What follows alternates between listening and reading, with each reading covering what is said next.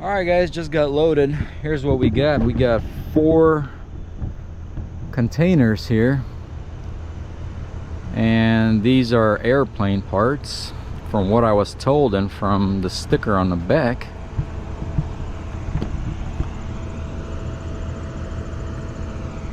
He said these go underneath on fighter jets, and these are what launched the rockets.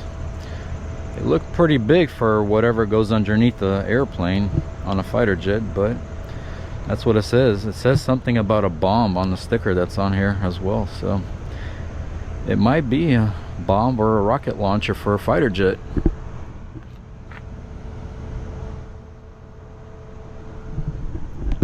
Let's throw some straps on it. I'm going to use 2 straps per bundle, so 4 straps for everything, and this has to be tarp. Let's get to it.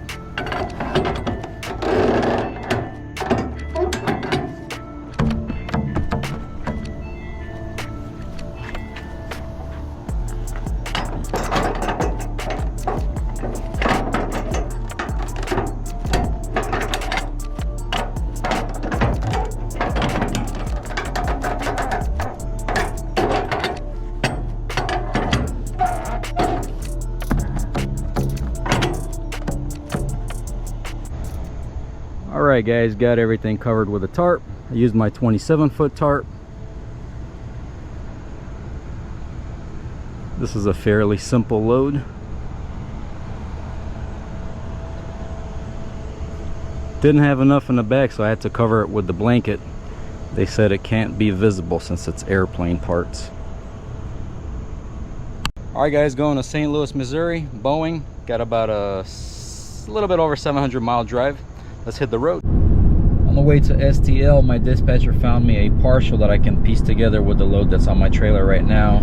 It's out of Mentor, Ohio, so I've got 2 hours left to go to Mentor, Ohio to pick that up. It's not a big load. It's about 1,000 or maybe slightly over 1,000 pounds. Also going to the St. Louis area along with this load that's on the trailer right now. So let's head on over, guys, and pick that up and head over to STL. Just pulled up to the shipper to pick up my partial load. It's Buyer's Products, picking up a salt dispenser, waiting for them to bring it out.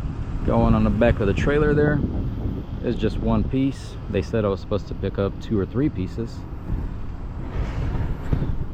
Lucky for me, it's just one piece. I think it's like one of those attachments that go on the back of the trucks for winter to dispense the salt. Let's see what it is when they bring it out.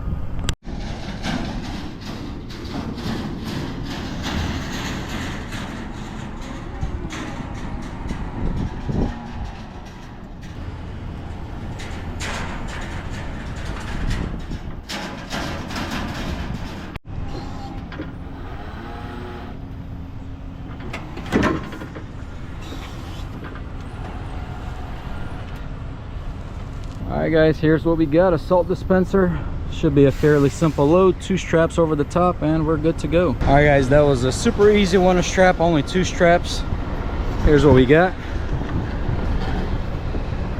A salt dispenser attachment for a truck. St. Louis is getting ready for winter time. Alright guys, so both of these loads going to St. Louis area. I've got I think about 8 hours left to drive over there. Drop these off tomorrow morning and get something out of there, hopefully.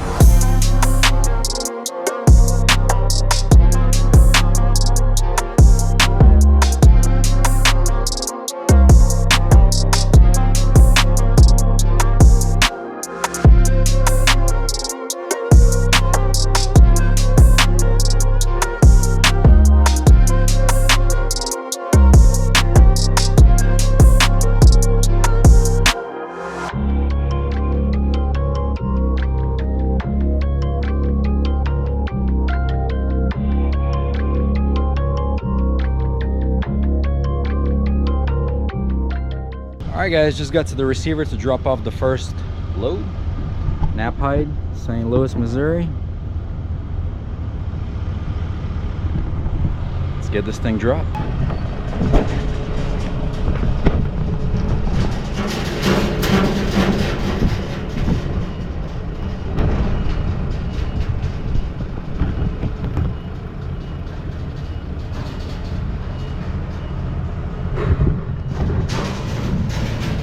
Alright, load number 1 off the trailer. Alright guys, we got load number 1 dropped. Let's head on over to Boeing, which is about, let's see how far it is, 12 minutes away. Drop the other load and hopefully we find something out of St. Louis today.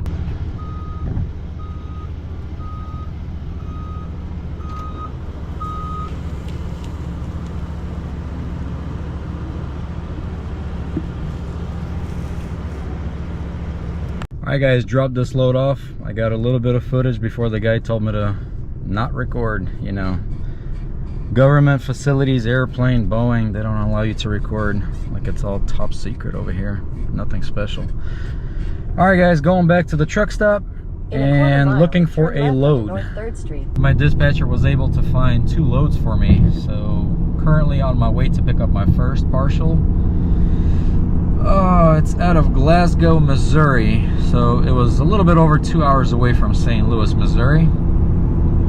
Picking up something that's about 10 feet long, 4.5 feet tall, a little bit over 1,000 pounds, and it's going to, I can't remember the city, North Carolina.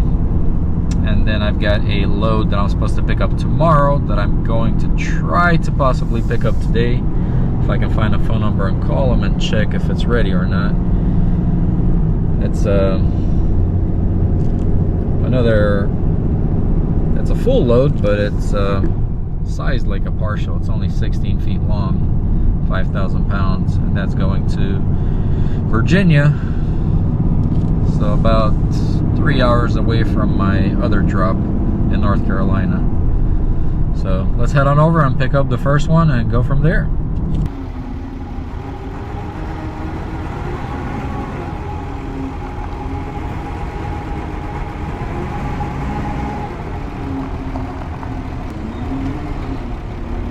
About an inch more. That'll work. Want me side shift too far further I can go? No, that'll be perfect right there. You got it. Alright guys, here's what we got. I have no idea what these are. We got 2 straps, kind of pulling it backwards and forward, just the way the tabs are set up for securement. A little bit over 1,000 pounds, not too bad. Alright guys, I gotta hurry up. The load that I'm supposed to pick up, my next one, I was supposed to pick it up tomorrow, but they said I can pick it up today as long as I can make it by 3:30. So I gotta fly over there. Just made it to the receiver just in time, a few minutes before they close. Checked in. Now I've got to drive in here and go to the next check-in to find out what I'm picking up.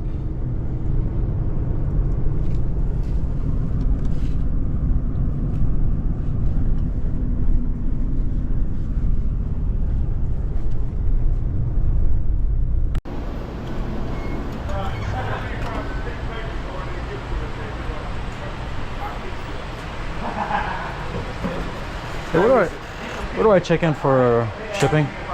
Shipping? Yeah. Brandon. They got right there. Thank you. Yes, yes. All right. Where How you do doing? you drive? I've got a gooseneck. Oh, okay, I got you. How many copies you need? Some people want 2, some people want 1. Yeah, I usually need 2, one for me, one for the All right. receiver. Where do I sign? Right here, and then I'll run you off. Okay. We'll run off some copies for you. All right. All right, Dave. We'll see you tomorrow. Yep.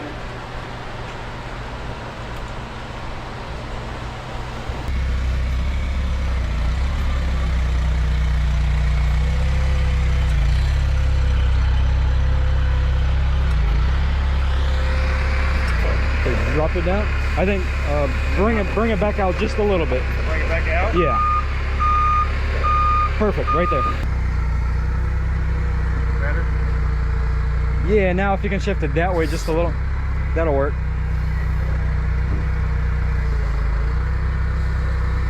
Right there? Bring it a little bit more. Perfect. Alright guys, picking up 4 of these pieces. I have no idea what these are, but they're like $12.50 weight wise each. Some kind of machinery parts.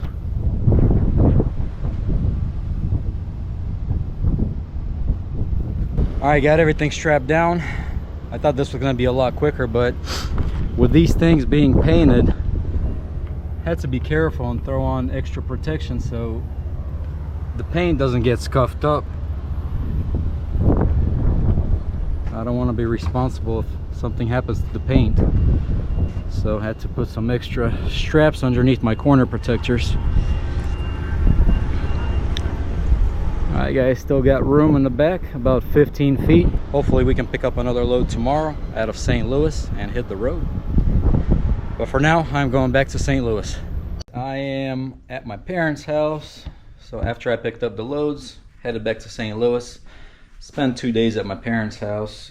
It's pointless to hit the road and, you know, spend time at the truck stop. So I'm gonna head out tomorrow, which is gonna be Sunday, and get there Monday and drop off both of the loads on Tuesday. But for now, I'm doing some truck maintenance, doing an oil change, and I've got to replace my front drive shaft. Here's the new drive shaft. The reason I'm replacing it is because there's a rubber boot. It's not really a rubber boot, but it's a rubber piece. And the one on my drive shaft has a tear in it.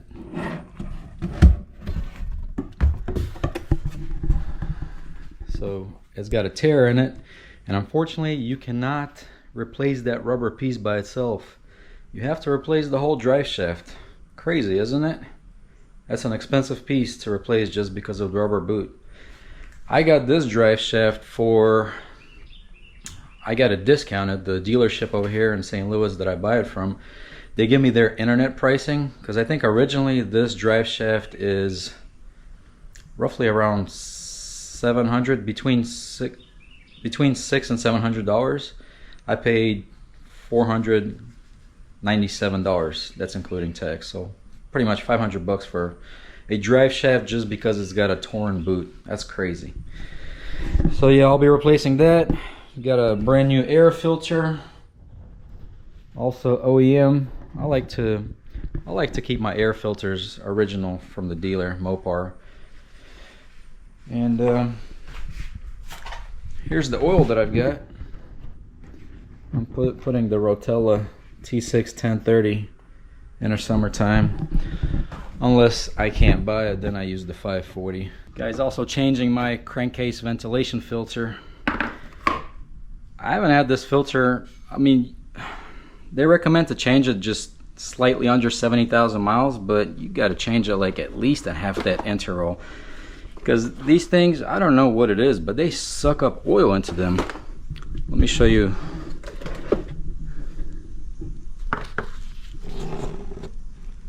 I don't know if you can see.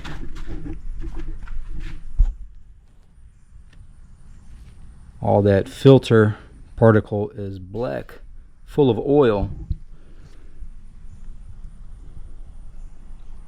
All full of oil.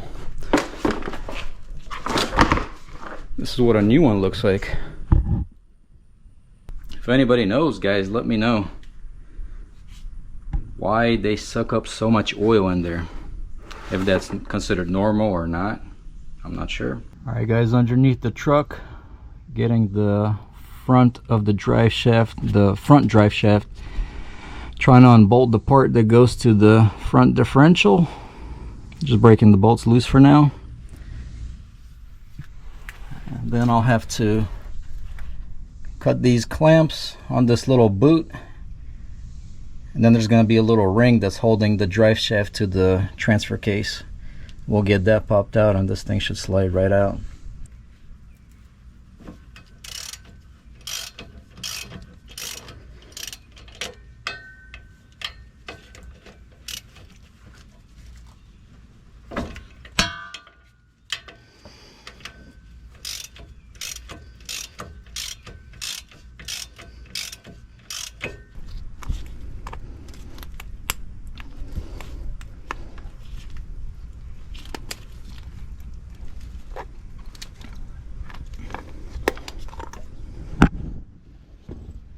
We got clamp number 1 off.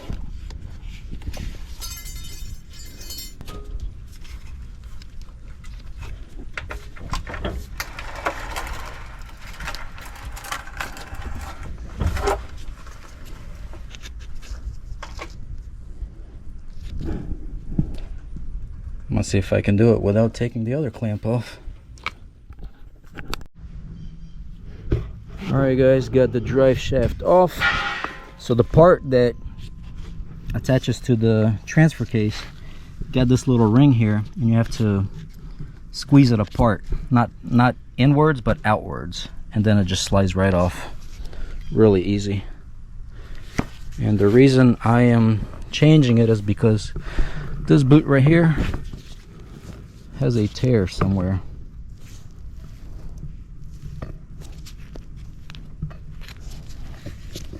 And it was leaking grease. Right there, you can see the tear. Right here. And all the grease has come out of it. Alright guys, got the brand new drive shaft installed.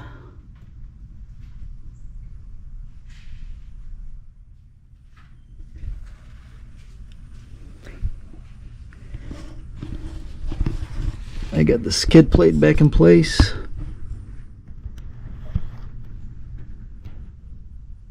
The hardest part probably was putting that little clamp on that boot, Everything else was fairly simple. Back on the road, guys, dropping both of these loads off tomorrow. Thank you for watching this video. If you guys enjoyed this video, smash that like button. If you guys are new to the channel, hit that subscribe button. Also hit the bell notification so you don't miss any future video uploads. And if you guys are interested in food content, gym, car shows, I'm gonna put a link to my new channel right over here and also down in the description. I would appreciate it if you guys subscribed and support the new channel. And I will see you guys in the next video.